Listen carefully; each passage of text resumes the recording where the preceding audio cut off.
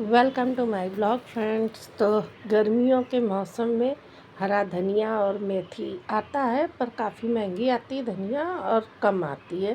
तो इसलिए मैंने क्या किया कि हरा धनिया इस समय तो काफ़ी अच्छा आ रहा है, तो मैंने उसको साफ़ कर लिया और सॉफ्ट सी धनिया ये एक साइड में कर ली, और थोड़ी सी सॉफ्ट सी डंडियाँ और कुछ थोड़ी सी पत्तियाँ ऐसी होती हैं ना, थोड़ा कलर चेंज लगती हैं, उनको मैंने अलग साफ़ करके रख लिया। फिर अच्छे से धो के कई पानी से, और उसको मैंने थोड़ा सा सुखा दिया। फिर इसके बाद कटिंग की, मैंने धनिया की खूब अच्छे से कटिंग कर ली और इसको किचन टॉवेल पर अच्छे से पंखे में सूखने के लिए रख दिया। जी हाँ फ्रेंड्स, इसको आपको धूप में बिल्कुल भी नहीं रखना, सिर्फ इसे आपको पंखे में ही सुखाना है, और ये आराम से दिन भर में और रात भर में खूब अच्छे से सूख जाती है। फिर इसको आप पैक करके आराम से रख दीजिए। इसको फ्रीज़र में रखने की ज़रूरत नहीं है। इसको आप या तो जिपलॉक बैग में पैक करके रखिए, या फिर कोई ट्रांसपेरेंट डब्बा हो उसमें पैक करके रख दीजिए।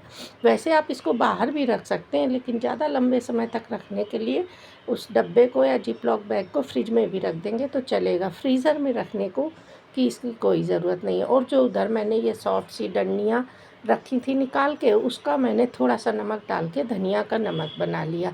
जैसे कभी आलू का पराठा बनाना होता है या पानी पूरी बनानी होती है, तो इस धनिया के नमक को भी हमें फ्रिज में ही रखना है। इसमें इसका कलर ना बिल्कुल हरा बना रहता है, कोई भी चेंजेस नहीं आते हैं। और फिर मैं इसके बाद में निकाल रही हूँ अनार का जूस। मेरे पास जूसर नहीं है, इसलिए मैं दानों को मिक्सर में ही थोड़ा सा बैक करके, थोड़ा हल्का सा चर्न करके बैक साइड में, और फिर इसको चला करके निकालूंगी। तो सबसे पहले हमने 3 अनार को ले लिया और इससे मैं दानों को निकाल लूँगी। और दानों को निकालने के बाद में मैं उसको अच्छे से पानी में धो लूँगी। पानी में डालने से एक और फ़ायदा होता है फ्रेंड्स, कि जो 1-2 ख़राब दाने चले जाते हैं तो पानी में वो वाइट वाइट से चमकने लगते हैं, और हम उन्हें आसानी से बीन करके अलग निकाल देते हैं। तो इसीलिए हमें बस वैसे ही उनको साफ़ कर देना है। इस तरह से आप देखेंगे कि पूरे अनार के दाने साफ़ हो जाएंगे, और हम इसी तरीके से सारे अनार के दानों को छील लेंगे। चलिए फ्रेंड्स, तो इसी तरह से ही मैं तीनों अनार के दानों को अच्छे से छील लूँगी और दाने निकाल लूँगी। वैसे तो मोस्टली मैं छीलने में ही निकाल देती हूँ, फिर भी आप कितना भी केयरफुली दानों को निकालें तो 1-2 ख़राब दाने उसमें चले ही जाते हैं। ऐसे नहीं समझ में आता, पर जब हम उसको पानी में धोते हैं तो अपने आप से पता चल जाता है कि कितने दाने ख़राब हैं। तो इन दानों को मैं अच्छे से छील लेती हूँ, फिर इसको मैं अच्छे से पानी डाल करके साफ़ कर लूँगी।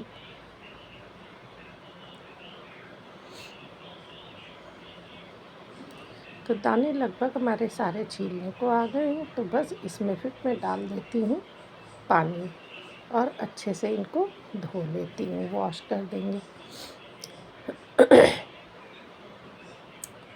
इस समय क्लाइमेट भी ऐसा हो रहा है कि काफ़ी गले में खराश आ रही है, तो आवाज़ को थोड़ा सा आप इग्नोर करिएगा। ये देखिए, पानी डालने के बाद में जो भी इसमें इम्प्योर दाने होते हैं तो वो निकल ही आते हैं। कितना भी आप छीलने में क्लीन कर रखेंगे, लेकिन फिर भी इतने से में ही मेरे 8 से 10 दाने ऐसे निकले थे, जो मैंने बीन कट से साफ़ कर दिए थे। फिर इसके बाद इसको मैं एक छलनी में निकाल लूँगी, बड़ी सी छन्नी है उसमें निकाल दूँगी, तो जिससे सारा पानी छन जाएगा, निकल जाएगा। और फिर इसको मैं मिक्सर में डाल करके और बैक करके चलाना। इसको हमें पीसना नहीं है फ्रेंड्स, सिर्फ जैसे चर्न करने के लिए मिक्सर के स्विच को बैक साइड में चलाना है। बैक करके थोड़ा सा चला देंगे तो इस तरह से सारे मिक्स दाने से जूस बाहर निकल आएगा।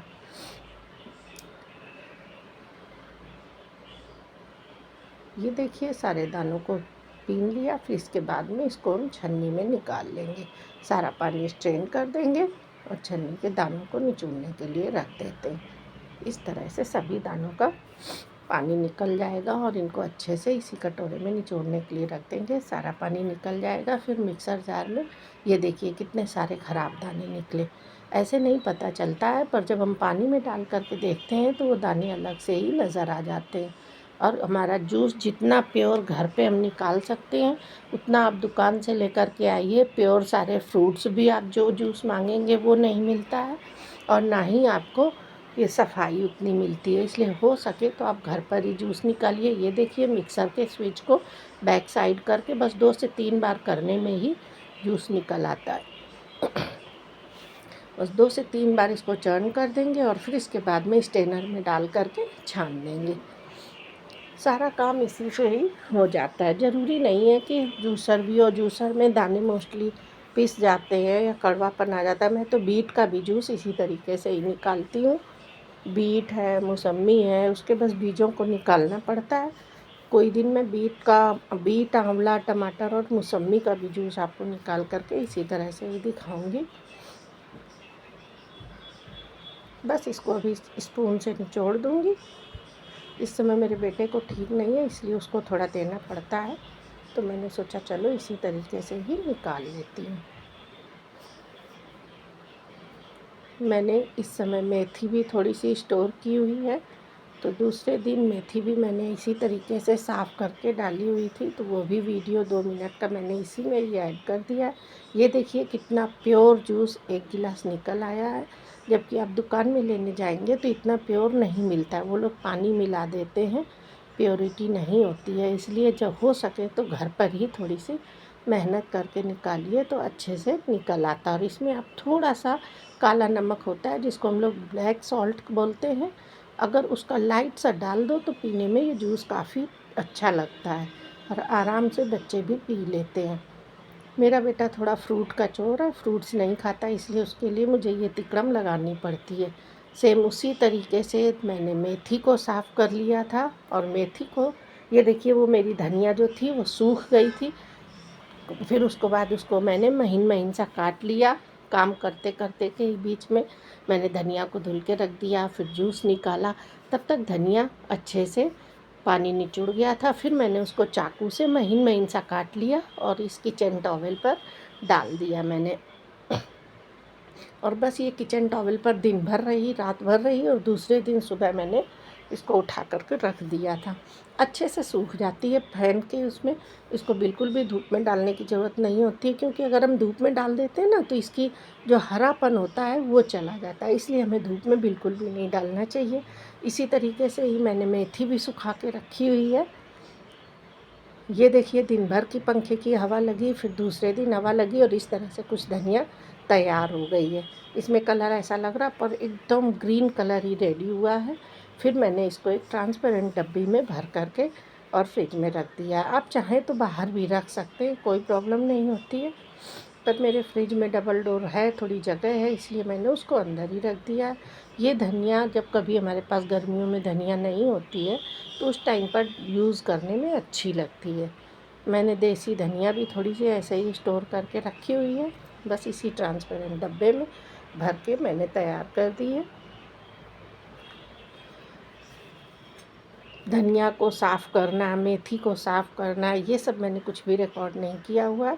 डायरेक्टली धोने के बाद में यहीं से ही मैंने वीडियो बनाया। देखिए फ्रेंड्स कितनी अच्छी सी ग्रीन कलर की ये धनिया तैयार हो गई है। इसको हम जब चाहें तब यूज़ कर सकते हैं। एक तो जल्दी भी काम हो जाता है कि जब कभी काम कर रहे हैं नहीं है धनिया तो इस तरीके से कर लेते हैं। सेम इसी तरीके से ही मैंने देखिए मेथी को भी छांट लिया था। इसमें सिर्फ पत्तियां पत्तियां ही मैंने तोड़ी हुई हैं, इसमें डंडी बिल्कुल भी नहीं आनी चाहिए। इसको धुल के मैंने पहले 2 जगह पर सूखने के लिए रख दिया। एक थाली में कर दिया और एक हमारी स्टील की छेद वाली जाली थी, इसमें 2 जगह की, जिससे पंखे से थोड़ा सा पानी इसका निचुड़ जाएगा तो काटने में आसानी हो जाती है, टपकता नहीं है पानी। तो ये देखिए फिर मैंने मेथी को महीन महीन काट लिया और सेम उसी तरीके से ही किचन टॉवेल पर मैंने इसको फैला दिया है। किचन नैपकिन फैला दीजिए टेबल पर, मैंने ये टेबल पर नैपकिन के ऊपर फैला दी। फिर बाकी मैंने एक थाली में और एक डब्बे में भी रख दी थी। इस तरीके से 3 जगह पर कर दिया, पतला पतला सा फैला दिया, तो ये भी पूरे दिन में आराम से सूख जाती है पंखे में। और दूसरे दिन थोड़ी सी और पंखे की हवा लग गई, फिर पैक करके रख दिया। ज़्यादा टाइम सूखने में नहीं रखता है, सारा काम मेरा इसी डाइनिंग टेबल के ऊपर ही हो जाता है। इतने में ही कर लेती हूँ। फिर ये देखिए दूसरे दिन कुछ इस तरह से मेथी सूख करके रेडी हो गई थी और इसका कलर भी वैसा ही बरकरार था। फिर बस इसको उठा के आराम से पैक करके या तो फिर आप जिप लॉक बैग में रख दीजिए और या तो कोई ऐसे ही ट्रांसपेरेंट डब्बे में रख दीजिए, कांच के डब्बे में या फिर प्लास्टिक के डब्बे में। और फिर आराम से इसको आप किचन के बाहर किचन में भी रख सकते हैं, और अगर आपके फ्रिज में जगह है तो आप फ्रिज में रख दीजिए। एकदम ग्रीन कलर बरकरार होता है। कसूरी मेथी की जगह पर इसको हम यूज़ कर सकते हैं, या कभी हमें थेपले वगैरह बनाने होते हैं, हरा मेथी नहीं, हरी मेथी गर्मियों में नहीं मिलती है, तो हम थेपले बनाने में भी यूज़ कर सकते हैं। तो चलिए फ्रेंड्स, इसी तरीके से कुछ और अच्छा सा लेकर के आते हैं नेक्स्ट वीडियो में, और आप लोगों से फिर मिलते हैं। तब तक के लिए बाय बाय, टेक केयर। और आप लोग प्लीज़ फ्रेंड्स, अगर आपको मेरा वीडियो अच्छा लगे तो लाइक कीजिए, कमेंट कीजिए और शेयर कीजिए। Bye bye, take care. देखिए कितना हरा सा प्यारा सा